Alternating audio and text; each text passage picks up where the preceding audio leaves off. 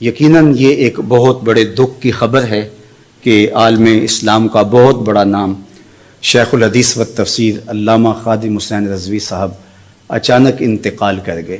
اب بتایا یہ جا رہا ہے کہ وہ کچھ دنوں سے بیمار تھے، لیکن بیماری کا لوگوں کو تبھی پتہ چلا جب ان کے وصال کی اور ان کے انتقال کی خبر سنی۔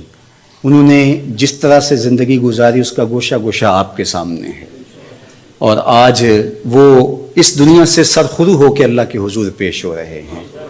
ہماری بے پناہ دعائیں ان کے نام، اللہ ان کو برزخی زندگی میں حضور علیہ السلام کی خصوصی شفقت نصیب فرمائے، اور اپنی خاص امان اللہ امت مسلمہ کا مقسوم فرمائے۔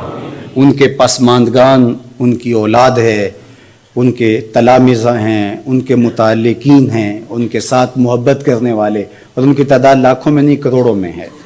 اللہ سب کو صبر عطا کرے اور ان کو اپنے جوار رحمت میں جگہ نصیب فرمائے، ان کی قبر کو وسیع، کشادہ، منور، خوشبودار اور ٹھنڈا کرے، اور اللہ ہم سب کو حضور کی غلامی کا نور عطا فرمائے۔